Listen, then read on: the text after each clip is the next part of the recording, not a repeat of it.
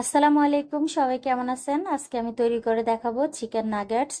ঘরে থাকা সামান্য কিছু উপকরণ দিয়ে খুব সহজে চিকেন নাগেটস তৈরি করা যায়। এই চিকেন নাগেটস 3 মাস পর্যন্ত সংরক্ষণ করে খেতে পারবেন। তাহলে দেখা যাক কিভাবে তৈরি করা যায়। প্রথমে আমি এখানে পাউরুটি নিলাম আর নিয়ে নিলাম টোস্ট বিস্কিট। এখন আমি পাউরুটি আর টোস্ট এই দুইটাই কিন্তু আলাদা আলাদাভাবে ব্লেন্ড করে নেব।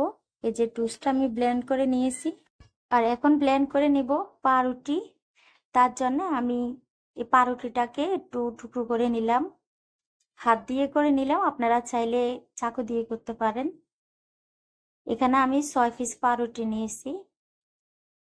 তারপর আমি এখন ব্লেন্ড করে নেব। এই যে ব্লেন্ড করা হয়ে গেছে। এখন ব্লেন্ড করে নিব চিকেন। তার জন্য আমি জাগের মধ্যে দিয়ে দিলাম চিকেন। এখানে আমি প্রায় হাফ কেজির মতো চিকেন নিয়েছি। এখানে আমি ব্রয়লার চিকেন নিয়েছি হাড় ছাড়া। এই যে ব্লেন্ড করা হয়ে গেছে। এই যে চিকেনটাকে আমি একেবারে মিহি করে ব্লেন্ড করে নিলাম। তারপরে দিয়ে দিব সাথে সয়া সস। আমি এখানে সয়া সসটা 2 টেবিল চামচের মতো দিব। আর সাথে দিয়ে দিব আদা রসুন বাটা 1 টেবিল চামচ। এখানে একটু চামচটা বড়। আর স্বাদ মতো দিয়ে দিলাম লবণ। মরিচটা আপনাদের স্বাদ অনুযায়ী দিবেন। আমি আমার স্বাদ মতো মরিচটা দিয়েছি। দিয়ে দিব সাথে কালো গোলমরিচের গুঁড়ো 1/2 টেবিল চামচ। আর এখানে আমি যে ব্লেন্ড করে রেখেছি পাউরুটি, সেটা সাথে দিয়ে দিব। এখন আমি সবকিছু একসাথে ব্লেন্ড করে নেব।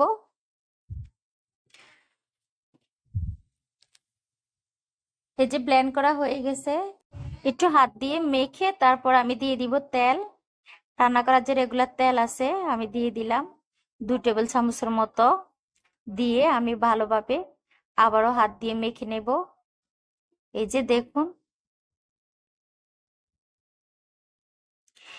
মাখানো হয়ে গেছে। আপনারা সব সময় চেষ্টা করবেন চিকেনটাকে কেটে তারপরে ধুয়ে পানি জড়িয়ে রাখতে। তখন ডোটা পাতলা হয় না, একবার পারফেক্ট হয়।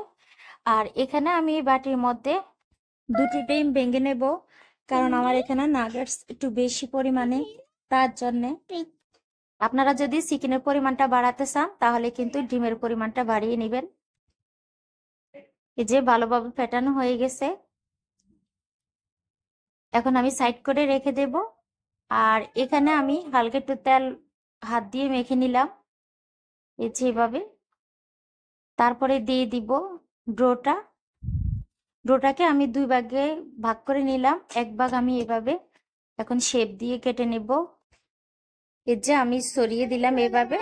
আর সাইডগুলো আমি একটু শেপ সুন্দর আসার জন্য সাইডগুলো আমি এভাবে কেটে ফেলবো। এই নাগেটস বানাতে কিন্তু উপকরণ কম লাগলেও খেতে কিন্তু অসাধারণ লাগে। আপনারা একবার হলো ট্রাই করবেন, দেখবেন কতটা টেস্টি হয়। তখন ভাববেন যে রেস্টুরেন্টে গিয়ে আমরা এত টাকা খরচ করে বাচ্চাদের তৃপ্তি মেটে না, তাহলে ঘরে বানিয়ে খাওয়াই। আমি কিন্তু এভাবে বাচ্চাদেরকে মাঝে মাঝে ঘরে তৈরি করে দেই। এই যে দেখুন আমার কিন্তু অলরেডি হয়ে গেছে শেপ দেওয়া। আপনাদের যদি এভাবে শেপ দিতে অসুবিধা হয় তাহলে কিন্তু আমি অন্যভাবে আবার দেখিয়ে দিব।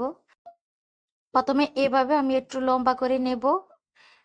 এই যে তারপর আমি হাত দিয়ে এইভাবে চেপে চেপে দেব। আমার মনে হয় আমি প্রথম যেভাবে দেখিয়েছি ওইভাবে থেকে এভাবে কিন্তু সহজ শেপ দিয়ে নিতে। এই যে আপনারা যেভাবে সহজ মনে করবেন সেভাবে শেপ দিয়ে নেবেন। এভাবে কিন্তু ইজিলি হয়ে যায়। এই যে আমার অলরেডি শেপ দেওয়া হয়ে গেছে। দেখুন এভাবে কিন্তু আমার কাছে সহজ মনে হয়েছে। এই সবগুলো হয়ে গেছে। এখন আমি বাকি কাজটা করে নেব। এখানে আমি ডিম নিয়েছি, একটা একটা করে দিয়ে দিব চিকেন নাগেটস। তারপরে চামচের সাহায্যে এপিটো ওপিটো লাগিয়ে নিব। এরপরে দিয়ে দিব আমি টোস্ট বিস্কিটের যে গুঁড়াটা করেছি সেটার সাথে। আমি একেবারে আপনাদেরকে 4টি করে দেখাবো, তার জন্যে আমি চারোটা কিন্তু ডিমের সাথে এভাবে মিক্স করে তারপরে ওখানে রেখে দিব। এই যে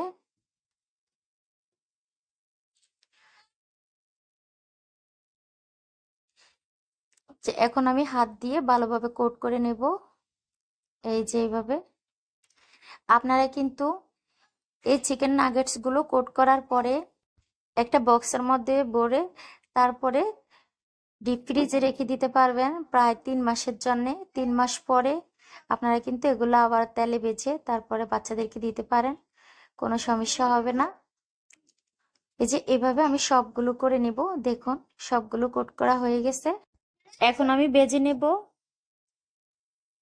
তার জন্য চুলার মধ্যে আমি একটা কড়াই বসিয়ে দিলাম, দিয়ে দিব এখন তেল। তেলটা একটু গরম হয়ে আসলে একে একে দিয়ে দিব নাগেটসগুলো। আর সংরক্ষণ কিভাবে করতে হয় আমি আপনাদেরকে মুখে বলে দিয়েছি, কারণ আমি সবগুলো ভেজে নেব, তার জন্য আমি কোনো বক্সে মধ্যে ভরিনি।